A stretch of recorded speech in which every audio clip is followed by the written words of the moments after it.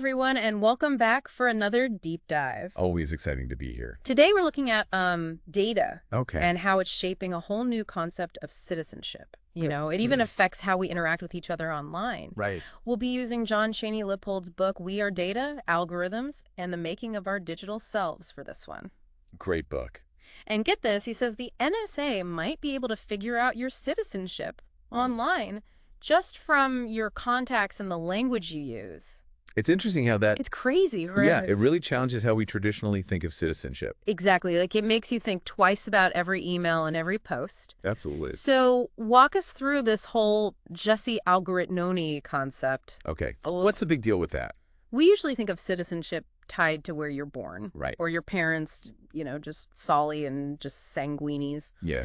But in the digital world, those don't really apply. Right. So the NSA has developed this system, just algorithmi, to figure out citizenship online using algorithms. So even if I have a U.S. passport, my data could get me flagged as a foreigner by the NSA. Well, that's exactly it. How does that even work? Their whole thing is that it's about national security. Okay. To gain a decision advantage for the nation and our allies. Okay. Under all circumstances. I see. Right? They analyze your online activity, your contacts, the language you use, location data. Right. And if your online behavior matches what their algorithms think is foreign, then you're treated as such. So liking a bunch of K-pop bands and chatting with friends overseas could paint a very different picture to the NSA than my actual life. Yeah, I mean, think about it. It's a little Big Brother-ish, isn't it? It is, and it gets to the core of what Cheney-Lippold calls the as-if subject. Yeah. It's not about who you really are, but who your data suggests you are. Right. It raises some concerns about, who has control and how these interpretations could impact how we're treated online. It feels like a double-edged sword. I think so. On one hand, it challenges those rigid boxes that we put ourselves and others in. Yeah. But on the other hand, it feels like an algorithm is judging me without knowing me. Exactly. And that tension is key to Cheney-Lippold's argument. Yeah. He even talks about an artist who made a browser add-on called Citizen X. Okay. Which tries to show you how the NSA might be seeing you based on what you do online. Wow. It's like holding up a mirror to our data selves. Fascinating, and a bit creepy at the same time. For sure. Speaking of how data is interpreted, Cheney-Lippold also talks about Google Translate and how it highlights the limits of algorithmic understanding. Right. He shares a story about this Portuguese phrase, contigo, manos y pais, which got translated to you niggas and parents.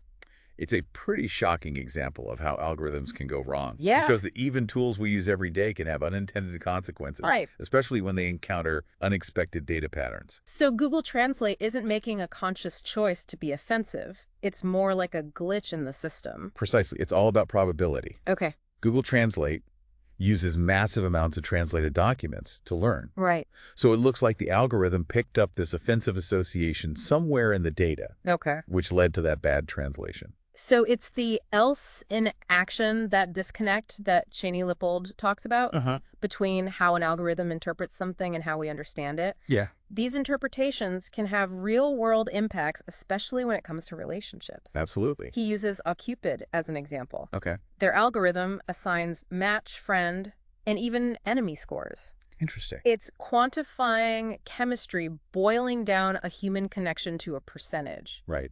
Does that really capture the complexity of relationships? Makes you wonder, are we letting algorithms define who we connect with? Right. Are they creating a sort of data-driven proximity? You mean like how Facebook decides which friends to show you in your feed?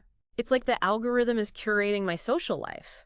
Yeah. Sometimes it feels like I'm seeing people I haven't talked to in years. Right. But my real best friend is nowhere to be found. Yeah, it's like a map of your relationships, but totally distorted. Exactly. And that brings us back to a key question. Okay. How do we navigate this increasingly data-driven world? Right. How do we reclaim some agency and make sure our data reflects who we are? That's what we'll dive into next. I'm ready. Let's do it. We'll be right back after this break. Welcome back to our exploration of data and identity.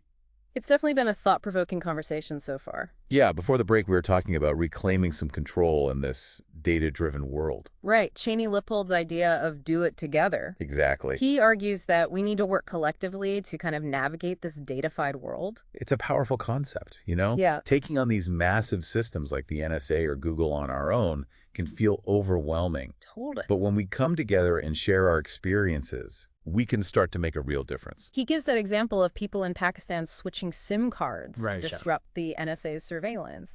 It shows how collective action can really have an impact. It highlights the potential of that gap between how algorithms interpret data and our own understanding. Yeah. Cheney-Lippold suggests that we can use this gap to our advantage.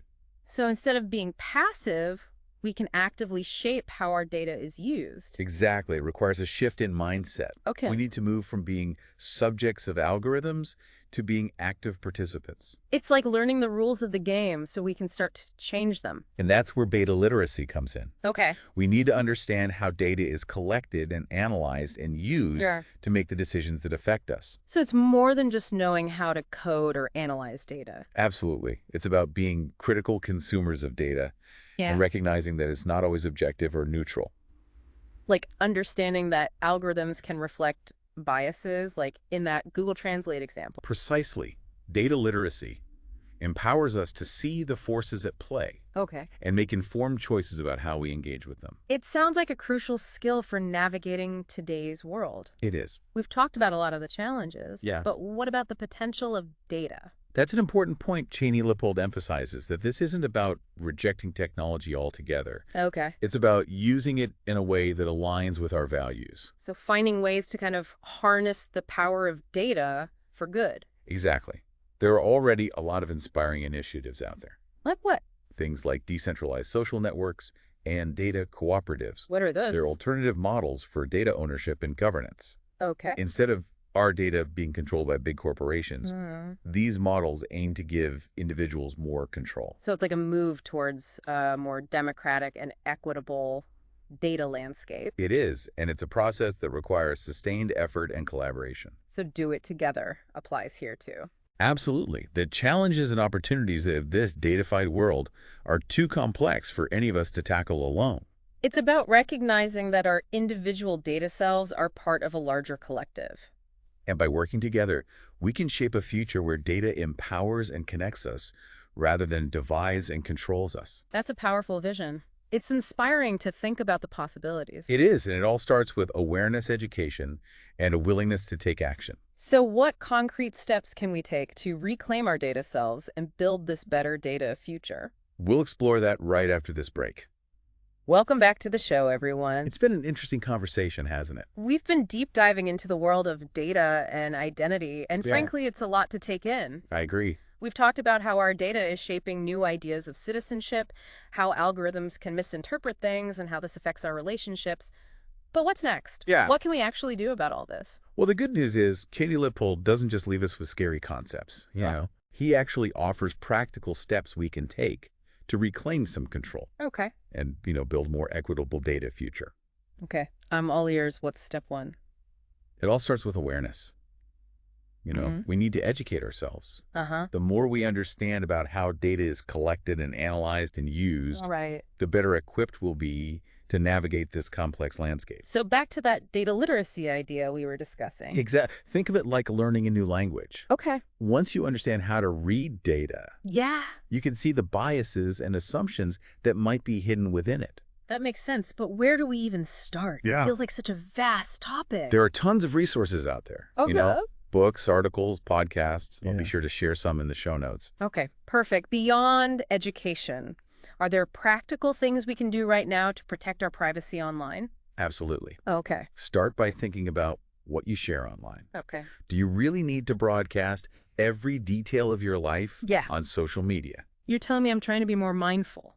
We can also look into using tools that prioritize privacy. Right. Like encrypted messaging apps or VPNs. Yeah. These can help shield our online activity from prying eyes. That's great, but what about the bigger picture? Yeah. It feels like a lot of this comes down to policies and regulations around data, Right. How can we influence that as individuals? That's where collective action and advocacy come in. Okay. We can support organizations that are fighting for data privacy, contact our elected officials And just engage in public discussions about these issues. Yeah. Our voices and votes matter. So it's not just about individual choices, it's about working together to push for systemic change. Right.